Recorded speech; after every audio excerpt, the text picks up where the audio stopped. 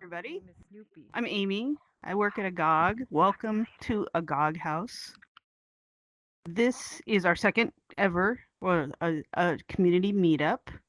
You might have noticed this beautiful place. It was built by Jushu and Nico, and who are creators in this world, and also in collaboration with Mike Manglebird, who you'll see around. He's the bunny that's bossing us all around here. Also, a shout out to Hadian and Beam Crew. They're running the cameras in this place, and if you're watching on YouTube, they're making us look like we're on Survivor. It looks amazing. A little bit about Agog. We are a philanthropic organization focused on using XR to imagine a better world. We're especially excited about community events and bringing people together with these technologies, things like this. So we're especially excited about this thing. And if you want to stay updated on Agog, you can just go to agog.org. There's a sign up there. We have an email list where you can learn about events like this and different things we're up to. A few things going on with us lately. We are sponsoring a new Impact Award at South by Southwest. We'll be there and hope to see some of you there. We're also working with Onyx Onassis and Tribeca Immersive to kind of rethink Tribeca Immersive as a program focused on impact and supporting creators. We'll also be at the Peak Conference, which is all about grant making. So if you're in that world, we'd love to meet you there. Our next community meetup will be March 20th, and we will get you all information about that real soon. There will also be another event in Agog House next week with our friends at New Canvas on February 25th. They have a new project called When Brooklyn Was Queer. They're going to give an early sneak preview of what they're working on there. Kent Bai is going to be there talking to the team about that. So tune in for that, and there's information on how to sign up on our LinkedIn and our website as well as theirs. And if you want to host a community event in Agog House, reach out to Mike Manglebird, either here or you can reach us at weare@agog.org, and we can field that request. If you're watching on YouTube, you can still ask Ingrid questions. So just feel free to put those in chat, and they will get filtered into us so everybody can participate. And if you are in the audience, know that we can't hear you once the event starts, but it would also be great if you could mute your mic while we're speaking in case your dog barks or FedEx comes or whatever, so that everybody can hear what we're doing and we get a clean feed for the people out on YouTube. We are so proud to have been a sponsor of Electric South's New Dimensions Lab. I have been a part of it in the past and love what they are doing. Ingrid Kopp is a leading light in the XR community, and I'm so proud to bring her to the stage now. Ingrid, come on down. I come. Hi. Thanks, Hello. Amy. Hi, everyone. Thank you so much. It's amazing to be here. It's awesome to see so many of you as well. So many of you that I know here. Thanks, everyone in South Africa. Thanks for staying up so late. Well, it's late for me. Might not be so late for you. Okay, so I know a lot of you, but not everyone here knows me. So I'll just give a quick background. Electric South is a company that I co-founded, a nonprofit company that I co-founded in 2015 with Stephen Markovitz, who's a producer who's done a lot of fiction and documentary projects across Africa. And he invited me to basically curate an exhibition of VR work in 2015. I just moved back to South Africa from New York, and he said, would you show some VR work? And I really tried to find some VR work made in Africa. This was storytelling based VR work, and it was really hard. We ended up having one piece and then a bunch of stuff from other countries. And I just thought, okay, this is definitely a moment, like an inflection point. We've got to do something. And we kind of started Electric South a little bit accidentally. We ran a workshop alongside that exhibition. Jessica Brillhart came out, who at the time was working with Google. But they wouldn't let her bring that jump rig. I don't know if you remember that massive old the jump rig with all the cameras. She wasn't allowed to bring that to Johannesburg. So we ran our first lab with zero equipment. We literally had nothing. We had iPads. If you want to start playing the next slide, we had iPads with scanners, and we didn't even have a little mini 360 camera because we couldn't get them to South Africa in time, like not even so much as the theta. So we ended up doing these scans with an iPad with like something attached to them, and we did some work in Unity, and that was the first lab. That's kind of how New Dimensions Lab started. And this was also with the help of Katie Morrison and Oscar Raby, who came over from Australia for that very first lab. And I think the reason I kind of wanted to talk about this very beginning is before I moved back to South Africa, I was working at Tribeca, and I was running the interactive department at the Tribeca Film Institute, which was the non-profit arm of Tribeca, which has now shut down. And I was also curating work for the festival. So I was funding interactive and immersive work.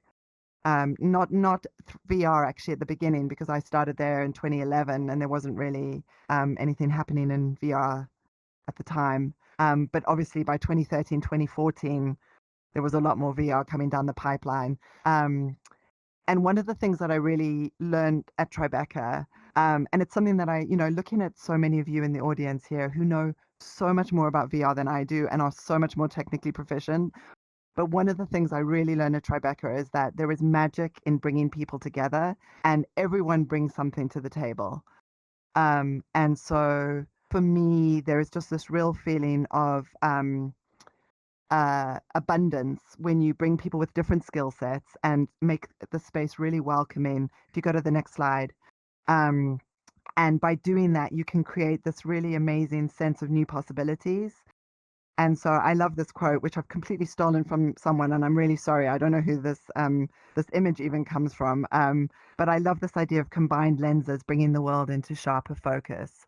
And I think that's what we try to do with Electric South, and that's what I also tried to do at Tribeca before I started at Electric South, because it's this idea of the adjacent possible. We want to create adjacent possibles, right? We want to think about this shadow future, which is hovering at the edges of the present, and then kind of move into it. And one of the ways to do that is just to do it. So with that first lab, we had no idea what we were doing. We didn't even have the gear, but we started something, and it led to Electric South becoming a full nonprofit. And it led to these relationships that I have now with so many of you here in the audience, and beyond. If you go to the next slide.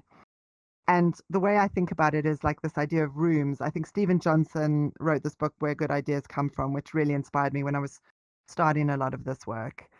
And I love this idea of these boundaries that grow as you explore them. And I always think about it as like, you have this house and there's lots and lots of rooms, but you have to go into the first room to get into the second room, to get into the third room, and so on. And if you don't open the door and go into that first room, you'll never know what's in the rest of the house. And that's a big way that I think about the work that we do with Electric South, is you've got to open that door and then you've got to let other people in. So it's really about abundance and inclusion. It's about interdisciplinarity. So we always invite people to apply now for the New Dimensions Lab, which now we've had 7 editions. The last edition, as Amy said, was also funded and supported by Agog, which was amazing. The way the New Dimensions Lab works is people can apply. They have to be living and working in Africa, anywhere in Africa. They don't have to have done any XR work at all, but they do have to have a portfolio of creative practice, right? So they could be a photographer, a game designer, a journalist, a filmmaker, an architect. We've had a lot of architects because I think architects are always thinking about space. So XR makes a lot of sense to them. So they apply with a nonfiction idea. We look at their portfolios, and then we invite cohort from across the continent. And what we love is that we have people bringing different skills into the XR space. Everyone learns, including the experts that we bring in, the advisors. And it becomes this like really amazing peer-to-peer community. So much of it for me is about community and collaboration, and not just within Africa, right? We're also building bridges. We bring in advisors from all over the world, from festivals, from studios, and then they meet our artists, and then these new networks and connections are built. And if you go to the next slide, and that's really important in Africa because it's really hard to work across different countries. Like collaboration between different countries in Africa is not always that easy, right? We've got visa issues. Flights are often really expensive. There's often no direct flights, depending on where you're flying to. There's internet issues. Um, but I think one of the things that I am really, and I have to remind myself of this too, right? Because when the internet goes down, and I'm really hoping it's not going to, I'm not going to have any problems right now. But when the internet goes down or it's not fast enough, there's like, there's so many reasons like not to do this sometimes. And so to really kind of come from a place of abundance and remember like the magic, and remember why this is important to create these new spaces. We've had 87 artists go through the New Dimensions Lab, but we've had 209 artists across all of our other initiatives. We run a bunch of different other different labs. We've done labs specifically on AR. We've done labs on fashion and XR, heritage and XR. We did an XR realities lab a couple of years ago, which was focused on photogrammetry and volumetric video. So we're always sort of like looking at all these different ways of approaching XR and building the ecosystem on the continent. And then out of the lab, we then fund and produce work. And the projects have gone to lots of festivals, Sundance, Tribeca, Venice, IDFA, South by Southwest, and lots of others. So we really try and get that work out into the world and show people what's happening here in Africa, which is really exciting. And I think one thing that I think is really important to say is because I've had like conversations sometimes where people are like, oh, so that you can kind of catch up with the rest of the world. And I don't see it that way. I think that we're building particularly unique things here with our own viewpoint, our own affordances, sometimes our own hardware. And that's really special, right? It's not a question of playing catch up. I mean, sometimes that obviously is part of it, but it's actually that we are creating our own way of looking at the world through XR and our own communities. And I think that's really, really, well, it's kind of magical. So this is from our most recent lab, which we held near Johannesburg in November. You can see everyone's wearing their Agog socks very proudly. And we brought 12 artists together. We had advisors. Rick was there, who's here now. And for me, it's just that sort of interdisciplinary mix of people. You never know what's going to happen. Every lab is different. Every lab is special. And if you can keep going through these. One of the things I did want to mention is like what actually happens at the lab itself. More Agog socks. And what is kind of interesting about the labs is they're not that technical. We don't actually have enough time in a week. Everyone comes together for a week, but there isn't really enough time to actually train people in, Unity or any particular. Or we did do a lot of splats. We got very carried away with splats this time. So what it tends to be more is actually just kind of like expanding. Again, I guess it's like this idea of the adjacent possible. We just try to like expand the artist's ideas of what is possible. So we show them lots of XR work. We tell them, we tell them all the different ways that you can use XR to tell stories. We do strange things with sticks to bond them together. And it's really about letting them think about how they could bring XR into their practice after the lab. And then once they leave the lab, they then go and continue to work on their projects, and then we'll fund some of them, and those projects will get produced. And even the projects that we don't fund, we try and connect them to other opportunities in Africa and beyond. So it's really like about kind of expanding the opportunities for everyone. I would like to explore more technical labs. The XR Realities lab we did with the volumetric and and photogrammetry was much more technical, but it's really hard to get someone from 0 to 60 in a week. So we have to think about other ways of creating opportunities and then connecting them with creative technologists who can actually help them with some of the technical stuff afterwards. Because you can't do that in a week. It just doesn't. I'm sure it's all of you who are working deep in the weeds of Unity and other technologies will know. Like 7 days is not enough to do a lot. So maybe we'll just play a little bit of this video from the last lab just so you can see a little bit about what happened. I know there's a bit of a lag. There you go.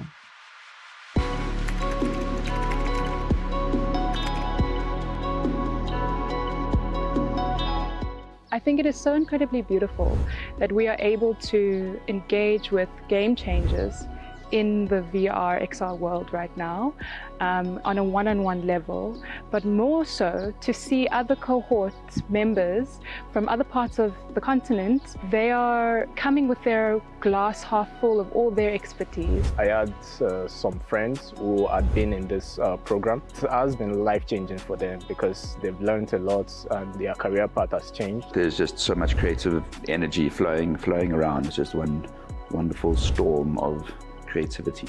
Being able to actually receive a piece of hardware like Quest 3 for an artist, it's so inspiring and gets them wanting to learn things because now they have a device to show it on, and just by the nature of getting so excited about this, it really propels their learning forward. It is very crucial to have this community in Africa, because without a community we cannot move forward, because this community is the grassroots and the platform of reducing the technological gap between North and South. It is very important that we come together and that we exchange and contribute to seed something that's going to grow in the future. So that's just a little bit, all of our lab videos are on YouTube, or actually I'm not sure this one is yet, but it will be on YouTube. So, I think one of the things that we really learned in 2019, and this was actually thanks to Amy in her previous life, she managed to get us some quests in 2019, and it was a game changer for people to actually be able to take quests back to their countries and show XR projects to people and get people excited about what was possible. For them to actually just be able to see what they were doing on their quests was a massive game changer. I mean, I can't believe we actually didn't do it before that. It just seemed too impossible. So thank you, Amy, for showing us it was possible. And that's just been a really wonderful part of it, because then what happens is, people will then go back to wherever they've come from, and lots of other magical things happen. And I think that is something, that I definitely want to say here, especially surrounded by so many of you who've really helped us along the way, is this isn't just Electric South. There are a bunch of people who are doing amazing things. There's Amisi 3D in Lagos, Black Rhino. I know now they're doing some slightly different things, but like they've been doing amazing work in East Africa. We've got all of these amazing networks in Harare with Matumba Film Labs, and all these individuals who have helped us along the way. So it really is like a collective effort. And I think one of the things that I'm always thinking about is, we are a small part of this ecosystem. And really, like when I'm thinking about the collaborations, it's kind of all of us, like what are we building together?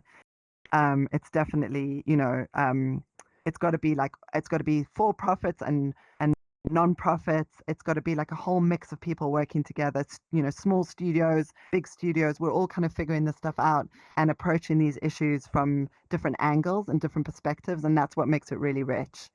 So our focus has been very much on storytelling in XR, a lot of non-fiction in XR, but of course, like we work with people who are doing all sorts of other kinds of XR, and that's fantastic. We're all expanding these adjacent possibles together. And ultimately, this is what I think we're doing. We're making trouble. We're stirring up responses to terrible things that are happening in the world. But we're also expressing joy and doing wonderful things. And I think that's one of the things I really wanted to do when I was first looking for work, because all the XR projects I saw about Africa, so not made in Africa, but about Africa in 2015, it was all poverty, famine, disease, war. it was these old narratives, that we've seen a million times, and it wasn't telling us anything about the amazing stories of Africa, and of course we have all of those things, we do, but so does much of the world. But there's all these amazing other things that are happening, some of which are incredibly positive. And so we wanted to be able to express all of that in XR with the help of all the amazing artists and advisors that we work with. So yeah, I think that is my last slide. Am I right? So that's a quick run through of the lab. I know I've left a lot of details out, but we're electricsouth.org on the interwebs, and you can always contact me. And I guess we can in the Q&A maybe dig a little bit deeper into some of the ways we run the lab if you have specific questions, because I know that was a very surface coverage of everything. And just again, thank you so much to Chip and Amy and Manglebird and everyone for making this possible and for making the lab possible. You made the lab possible. Come on. We all make are we the lab unmuted? possible. Are we unmuted? Thanks, Ingrid. Yay! I guess we're not. The audience. Yay. There we go. Yay! Oh, thanks, guys. I have a quick question, and then we can open up for everyone else. I know this year at the lab there was a bit of a focus on social XR, and I'm wondering what came out of that, and if artists were open to that, how that came about. I mean, I know how it came about, but kind of how it took shape. Yeah, it's interesting. We have over the years tried, but I mean, actually since the pandemic, because that's when I first really started to see the possibilities of social XR, like through the Metaverse crew. And I had a very small baby at the time, so I wasn't in VRChat all the time, but it definitely opened my eyes to the possibilities for really great things happening in social spaces. Before that, I'd been in VRChat, I think in 2016, and let's just say it wasn't good. And I never went back again until 2020. And so, to actually see how you can actually be in these spaces in a really like amazing, safe and collaborative way was really eye-opening. And so we have tried, I will say, in a lab environment where you're all in one place on one internet line system, whatever, one internet thing, and you're all trying to get people into VRChat, it's quite complicated. So I would say it's always been hilariously chaotic, but people really see the potential. And so even though I think I've probably driven Rick and other people a little bit crazy trying to make it happen, it does really, I think it really helps people to see what is possible when you are collectively in a space together. And I know for a fact there were people in that lab who were really anti-social VR. They just thought it was like for kids doing stupid things. Who really saw the other sides of it. So yeah, it's worth it. But it is difficult to explore these spaces when you're all together in one room. Yeah. Cool. Any questions from out here?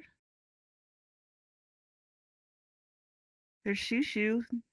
Shushu's out here, creator of this world. I didn't see you at the beginning, but just want to give a shout out to Shushu here. Yeah, this world is beautiful. Thank you.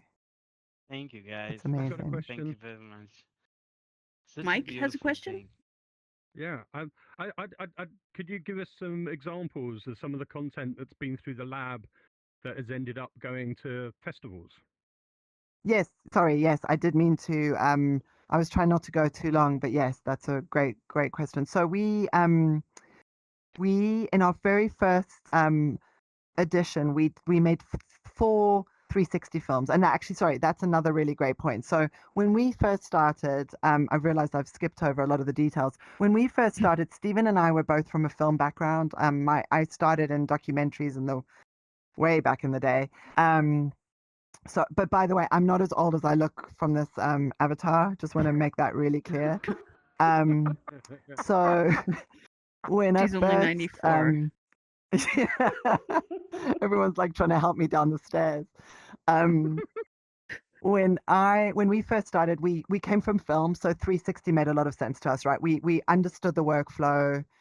There were like a lot of kind of the language of 360 that was hard to get our heads around, but like essentially we got it. Like we knew how to budget for it. We knew how to put it together, right? And so we did a lot of 360 for the first like 5 years of Electric South, and also our budgets were pretty low, and we just didn't know how to do game engine based VR on our budgets.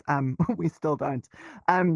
So so we made these 4 films, and we made them with these pretty well known African artists, and those films, you know, went to a lot of big festivals, and I think that was that's when we realized like the power of actually making these films, even if they were DIY and they weren't perfect and the production values weren't great, they were telling different kinds of stories that people hadn't seen before. And so since then we've had projects that have gone to Venice Container, which was actually 180.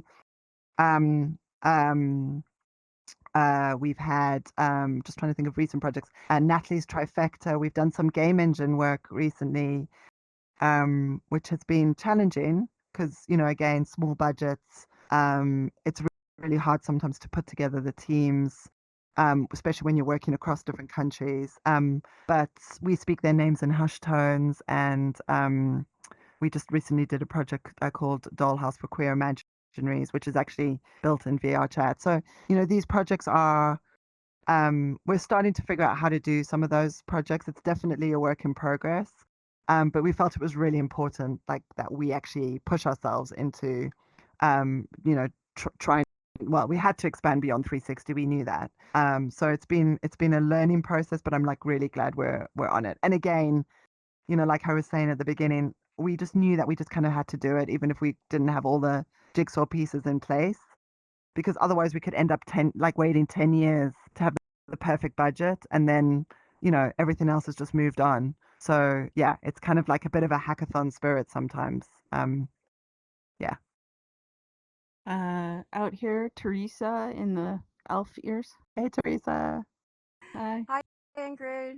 Can you hear me? Yeah. Yeah.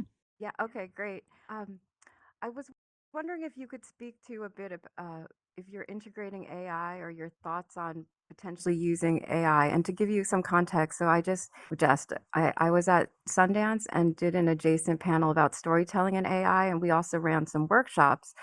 And there was the team from Khartoum. There were a few folks who came and were able to create, right, using those tools. But it is, you know, going back to documentary or hybrid, right, more of a narrative feeling to it. But is there a way potentially, right? I've been thinking about like text to object or like integrating AI into the VR realm. Yes, just interested in your thoughts. Thanks. Yeah. Yes, the answer is yes. There are definitely some artists who are exploring that. I think everyone's kind of trying to figure out how to do it like ethically and responsibly at the moment, because obviously just given what's going on in the world, that like feels really crucial. And I think for folks in the, especially in the kind of like documentary space where, yeah, I think like how things are done is obviously so important. But you know what is interesting is actually we had a project in 2018 where he was actually trying to create like a large language model, but before any of the tools were like more accessible, around it was a Nigerian project around sort of sacred culture and Nigerian languages. And it was like, you know, he was a little bit before his time, but it's interesting, like it came up in 2018, and now obviously there's so much more going on with large language models.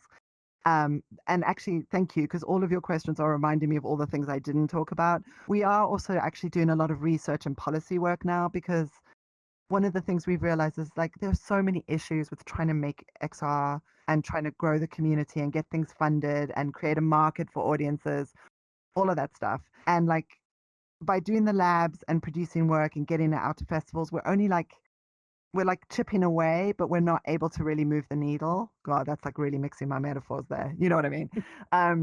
So as we chip away and move the needle, one of the things we thought about is actually we need more research and we need more policy work around all of these issues that affect all of us, not just in Africa, but definitely we have a focus on Africa. So we now have a woman, Adjoa and Koma, who's working with us to head up that department, and we're doing a lot of research on AI. I wrote a really basic AI toolkit last year based on a summit that we held at our lab in 2023 on AI, looking at sort of responsible AI from an African point of view. But it was so like 101, it was like the very beginning of me basically figuring out how to approach AI now in this like new AI kind of moment. So like now she's building on that. So yes, the artists are kind of figuring it out, but it's it's complicated for them, I think, to figure out how to do it. And then we are also working on AI on a research kind of basis. Ingrid, I have a quick question from the YouTube stream from Mhm. David Marks. He asks, are these projects being shared outside of festivals, and what are successes and challenges you've seen there? That's such a good question. And yes, there are many, many challenges. I wouldn't Indeed. say there's been that many successes. Well, no, that's not true. So we have done a bunch of like local exhibitions, and we've partnered with cultural venues and like pop-up things along the way. In mostly in South Africa, but in some other countries as well. In Africa, it's really hard. It's really hard. It's like time consuming. You have to train the docents, and you have to make sure you've got all the right gear. And if it's PCVR, that's like a whole other thing. It is quite difficult to do it when you're a small outfit and you don't have like the staff to kind of like run that like a business. So we have found the exhibition, the like pop-up exhibition stuff quite difficult to do from a kind of staffing and a financial point of view. It's a little bit more of a headache than it should be. It certainly feels like that to me, because I've been thinking about exhibition of XR since 2013, and I'm still like banging my head against a wall sometimes. In terms of actually getting them online, I mean online in all the senses, right? Just making them available. We just haven't figured out how to do it. I think one of the things we're thinking now is we're turning 10 this year. This is our 10th birthday. And we're thinking about maybe doing it as some kind of collection. I don't know if we would maybe do the 360 ones and the game engine ones in different ways, but that's something we're thinking about, is actually releasing it all as an Electric South collection. Because up to now, we just haven't figured out how to do it in a way that makes sense and is respectful to the artists. So that they actually get something back from it, whether it be money or what else. We didn't want to just like put them online and be like, okay, we've done. So yeah, we've dragged our heels a little bit on that, but like, yeah, this year we're going to do it. And if anyone has ideas on how to do that well and in a way that really honors the work, I'd love to hear it, because I'm not totally, we've just never cracked that one. Virtua Gal out here in the, God, I don't know how to explain it. We're trying to tell the camera crew who you are, and they can't see your tags. You're very colorful. The awesome and you look like a avatar. robot. Yeah. I can introduce myself. Yes, I'm one of the stock avatars that resonated with me yesterday when I chose this. I'm really Matt Henderson. Thank you. I'm Matt Henderson from Portland, Oregon, and I run a technology-informed art gallery here that does put a lot of focus on XR as a primary medium. So that's Virtua Gallery. So I'm Virtua Gal. Thank you for this amazing event. Ingrid, I'm definitely resonating with what you're saying about how do you show this work. I think we've been at this sort of, not to dwell on the negative, but it's like it's been in a dismal way of the amount of effort and heart that goes into creating virtual reality artworks in particular, and then how difficult they are to show. Like, they make rounds in festivals, you do pop-ups, in-person pop-ups in a community, and you can only reach so many people. Anyways, it's something I continue to kind of churn on. Every time I come into VRChat or a VR social space, I'm always like struck over the head by, it's obviously here. It's places like this. And yet, they're fraught in their own ways. It's like, they're staring at our eyeballs and tracking our face movements, and we have to sign a user agreement. But anyways, I was just kind of coming out and really resonating with what you were saying about the difficulty in showing the work. I guess the point I'm trying to make there is that when I do come into VRChat in particular, and I have these social experiences, it starts to really resonate, and kind of the point gets driven back home of like, this is where the there is with this medium. Okay, so I also was really I swear there's maybe less of a question, but an offering that I'm getting to. I was really resonating with what you're saying about your organization, Electric South, reframing the common response that you get, which is to say, oh, so that Africa can get caught up. And I really appreciated you saying, well, no, so that we can offer a different lens. I think that's a really crucial point, because we have and still are at this inflection point with a very new and still not nearly understood or widely prolific technology. And so it's an opportunity for just about anyone to get in at a still ground level and start to work with the technology. Here's what I can offer. I teach at Portland Community College in Portland. And during the pandemic, I really did adapt quite well to the remote teaching over Zoom. And so I teach Unity, and I specialize in AR, VR. And so when you were talking about how to facilitate more in-depth workshops and deeper dives into the creation process specifically for VR, I thought, well, like I can do this anytime over Zoom to any audience globally. And so I'd love to talk with you or anyone who's interested in that sort of those types of workshops. Awesome. Amazing. Thank you. Yeah, Thanks, and Matt. just to say, I really I that thing about like sort of it not being about catching up, but like I think I maybe also kind of felt a little bit like in the catch up thing initially, but then I actually saw how unique and like how we were actually creating new knowledge and new ways of doing things, which is actually really it's not about catching up. It's actually it's its own thing. And it's kind of amazing. So that's something that I learned along the way. And it was kind of amazing. And the other thing I just want to quickly say is every time, and I'm really trying to sort of stay on the positive side of things, because there are like a lot of like really difficult friction points that I'm sure we all know about, right? But every time I get really down about like, I don't know, trying to find something for an exhibition or whatever, I get into a space and I have like a moment like this, or I get into an amazing project and I just remember like how incredible it is, and how like a lot of these friction points are solvable, maybe not right now, but like ultimately. So just to stick with it and play the long game is just something I think we have to do. Well, I feel like that, because and actually, like, the interesting thing is, if I haven't been in a VR experience or in social VR for a while, I'll start to get a lot more negative.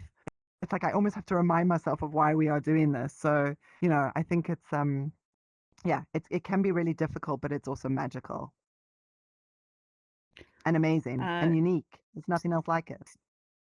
Steven out here has a question. Steven's my twin, so that's how you can know. I know, who you guys, Steven it's is. really awkward coming to the party in the same Steven, outfit. Sorry, you need to plan this better in the future, please. I'll try and do a hot dog or something, but I'll do that later after the question. It's nice to meet you. Thank you for the presentation. But to offer like at least some idea, I ran into a similar issue with this museum MR exhibition thing that I worked on, an experience for this like art gallery museum in Kaohsiung, Taiwan, and the audience there was primarily elderly.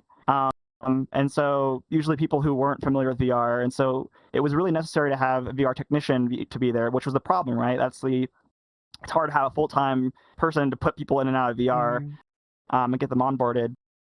And that's where the cost comes in. And knowing the cost, like I used to work on a traveling VRCade that would go to different, game conventions like DreamHack and stuff, and we'd manage like 45 headsets and get like 2,000 people in one weekend through experiences. But that is a cost, and to get around that, I sort of had to rethink how I design the experience. And I think offering maybe an open source toolkit with similar scripts that I had, written to sort of automate, experiences, for those audiences, so they can just put on a headset, and so much so that all that they have to do is literally just put on the headset as long as it's on, and obviously, if it's maybe there's a little flow chart on the outside of a wall or something that says like if the headset is off, press the power button, but like that's all they need, and otherwise like it would detect if over average amount of frames if like there is no movement, and then that's how restart the experience. Or let's say something along the lines of you would put the tape over the sensor so you wouldn't have it going asleep by itself, and you just have it plugged in with a really long cord that's like taped to the headset. It's not pretty, but it does mean that it's self-sufficient and anyone regardless of age can just hop in. And maybe even localization tools that are really simple to use. I know there's one that's like out there that's like for SRT files in Unity, and it's really great. And just I don't know. I feel like the solution more lies in the tech and how we design experiences rather than trying to I don't know come out this with money or different things, but rather just rethinking with open source templates. How do we make things super accessible, because I think accessibility will solve most of those problems of showcasing costs. Yeah, and I think thinking about accessibility, I will say one thing that was really lovely to see is at the lab 2 years ago, we had the snacker for the first time that Eden created. And it was amazing, like so many of the people who worked in the place that we were holding the event, the lab, they were just like checking it out because they could just pick up the headset and put it, hold it up against their head and they'd have the VR experience. They didn't have to know what to do. It was like there. And there was a screen, it was like all really instinctive and intuitive. And that was really, really, it was really eye-opening. I was like, there are ways of doing this. And I agree. I think some of it is like just actually being a bit smarter about it, but I think sometimes money helps as well. And domes, like I've seen amazing I mean, obviously that doesn't work for all experiences, but domes can be incredible for group experiences as well, for the right projects. Yeah, mainly just hand tracking is really important because it is the most accessible, just easy to understand thing. You don't have to worry about controllers and batteries, and just sort of any place that there is friction, if the players don't understand how to play the game, let the game sort of listen to that and autoplay itself like on rails until they come back and prove that they can play the game, if that makes sense. There's different systems that we could probably incorporate. Thanks, Stephen. Sorry, I want to make sure we get to a couple more questions that we actually have from YouTube. And I'm reading, so sorry about the weird body language. Min Kwok asked, "Hi Ingrid, thanks for the great presentation. Wondering if there's any story or reasons that led you to initiate Electric South, and how had you conceived the idea of technology in Africa?" Yeah, I hadn't actually conceived of any of it. It happened really by accident. When I just moved to South Africa back to South Africa from New York. I'm originally from South Africa. And I'd been, doing all the work with Tribeca there, and it was really exciting. And I'd been running all of these hackathons and just like kind of really getting into this idea of like putting different groups of people together and making new kinds of things. And when Stephen asked me to do this thing at the Goethe Institute event called, I think it was called Future Africa, it was when I was curating that work and not finding any projects from Africa, and then running the lab, and like it was so difficult because we couldn't get any of the gear, and I was just like, this is crazy. Like there's got to be a way to do this. There's got to be a way to do this here. So it kind of happened accidentally, and to be honest, for the first couple of years, we weren't an official nonprofit. We were just kind of doing things, and then we kind of became official. So yeah, it was a little bit accidental, but it was also I wanted to continue to find a way to kind of do some of the stuff I was doing in Tribeca. And I learned a lot of the lessons around how to do it here from a lot of the people who are in this room, like Jason Stapleton and Rick. And, I had no idea, it was like actually finding people along the way who like taught me a lot about what was possible. Yeah. Which is why, like, for me, all of this is about collaboration and being open to stuff and, not feeling, I mean, you need to have like all of these different people, but you definitely don't need to only have technologists. Like that's something I've really learned. It's got to be like this big mix. That's what makes it really work. Cool. I wanted to put you on the spot and ask if there's one piece of XR that you would show somebody to show them the power of this technology. Do you have a go-to piece? It's tricky because it kind of depends. It depends. I still love Notes on Blindness because for me that project was the one where I was like, oh wow, like this does something that the film couldn't do. It's taking the affordances of VR and creating a story that works with the affordances of VR. It's not shoehorning, something into VR.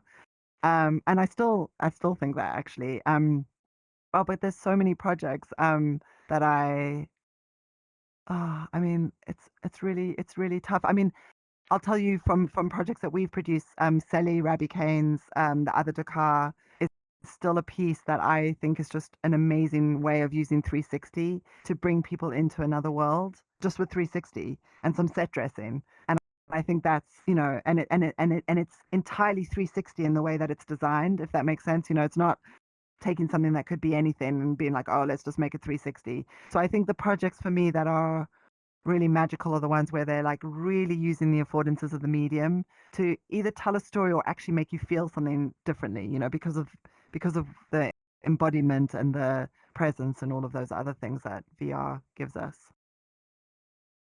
Great.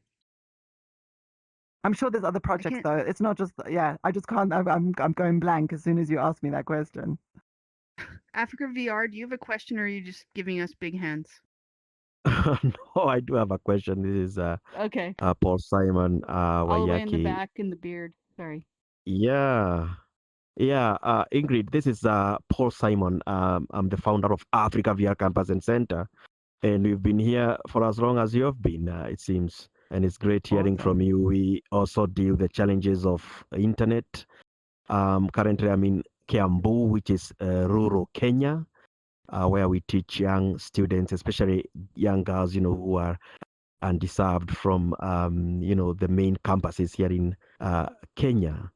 And I've talked with your guys, and it's been admirable what you've been doing, especially with Agog coming on board. And it's been wonderful. Shushu is here. He's been a good friend of mine since Space VR, where we have done projects together.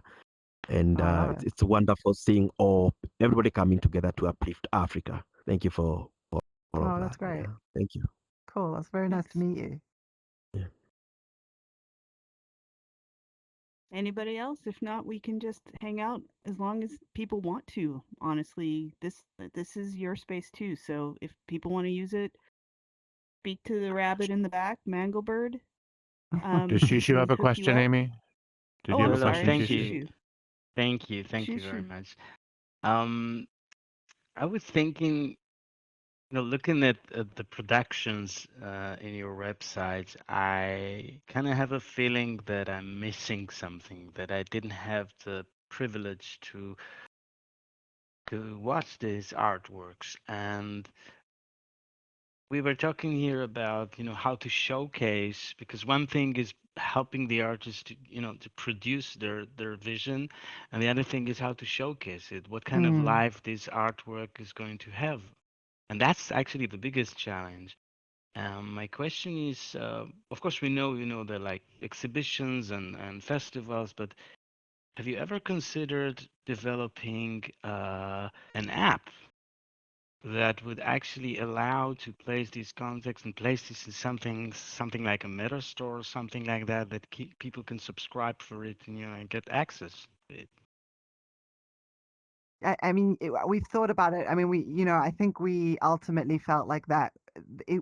The issue, I think, is always discoverability, and if you build a standalone app, it's like really, if you're not big, and, we really are not big, it's really hard for the app to be discovered. Like, I think we ultimately felt like maybe it was better to be like where the people already are. But I think you're absolutely right. Like one of the things I'm really aware of is I think we front loaded a lot of the initially we front loaded a lot of the kind of training and gathering people and the production, just because we had to get that done right. If we went to festivals and we were talking about Electric South and there was no work, like, no one would talk to us. So we knew we had to get work out there.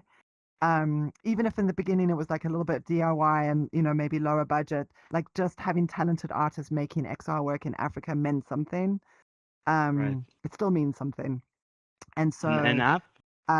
yeah, so I don't know, potentially, but you're absolutely right, because I think marketing and connecting with audiences and building audiences and getting the work out there is like it's the big thing that we haven't been able to do very well yet. Keep in mind I mean, I that think that's an yeah. app Sorry, is go not ahead. necessarily a social platform. It can be a small thing that only allows the user to watch a story, right, in a limited time, and it can be placed as a content just like any other contents are placed. And I mean, I would love to see those productions and I just Yeah. don't have the access, and I just was wondering if it's a way of doing it. That is a really good idea. One thing I can promise, and it's definitely something that, I mean, not just from this conversation, but just from conversations I've had recently, those projects are all going to be available this year. Like, we've decided it's our 10th anniversary. Like, we can't get the projects so that people can actually see them this year, then, what are we doing? So I promise you this year, whether it be an app or however we do it. Yeah, and if people Please, have I'd love ideas, to see it. Thank you. yeah, we'll make it happen. Thank you. But an app, yeah, we'll definitely think about an app. We've got to get these projects up and open to everyone. I'm totally speaking out of school right now, but we are working. We have a little part of Agog called Agog Labs, and we've been actually working with Rick to create essentially a dome experience in VRChat and for 360 work, and wonder if we might want to test that stuff out with you all. I'd love that. I'd love that. Yeah, I think for some 360 dome experiences can be amazing. Yeah, that'd be great. Yes, please. Yes, please. There's Dope just joined. He was in our lab that we just had. Hey, That's an awesome avatar, he Dope. he was one of our artists. Jenny 310, do you have a question, or were you just waving? I do. Here in the Actually, I have a chat? comment. Yes. I have a comment actually about Full Dome, because more and more people are creating in Full Dome as a way to have a shared, almost virtual reality experience. And it's a really amazing format to work in. One of my favorite formats to create in, actually. And I'm on the board of directors of Dome Fest West, which is also a Full Dome film festival. It's in May in Colorado. And a lot of VR creators also can take that VR experience and, without a whole lot of adjustment, depending on the VR experience, slice it and have it viewed in a dome. So if you look at if you're doing like 360 VR, if you slice it in half, then it's dome format. Great. Thanks. Yeah, well, it sounds like this is the year. Maybe not just for us. Like, I think everyone. I mean, we all know that there's issues with exhibition, so maybe we can figure it out together. Because actually, can I just say one thing? Because this is something that this has been very close to my heart, not just with Electric South, but it was something that really, really bugged me when I was at Tribeca. Is so many projects would come to Tribeca and then they would never be seen again, and it still happens. Projects go to Venice, or they go to Sundance when they had New Frontier, and they're amazing, and you see them, and then you like want to tell people about them, or like, and no one else can see them because where are they? And so this is something that I really have been thinking about for over 10 years, and it's something that I think we haven't figured out as a community.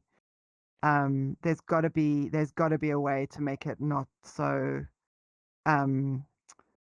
truncated. Like these works should be seen exclusive, and just because it's not like, I feel like everyone loses out, right? It would be good for the festivals that the work then has a life beyond the festivals. It's obviously good for the artists. It's good for everyone, like and it's definitely good for audiences. So yeah. That's a conversation actually that we've been having a lot with Tribeca and Onyx for the festival coming up. We're going to make sure that cultural institutions and public spaces in New York have representatives that can come through and have special times where they can meet with creators, and hopefully that it becomes a starting point for a piece of work and not just a starting point and an ending point. Yeah. I don't think we're going to have all the answers to begin with, but I think including the city and making people in those spaces part of the festival will make a big difference too. But it'll take a little bit of time. Yeah. I feel like somebody else had a question, but we're going to need to wrap up the on-stage portion of this pretty soon, I think. Did somebody else have one that wanted to talk? I don't want to cut anybody off. All right. Thank you, Ingrid. That was amazing. No problem. Thank you. And thanks Agog for supporting us, for having me here. It's really awesome. You're doing amazing work. Thank you. Thanks. Thanks everyone.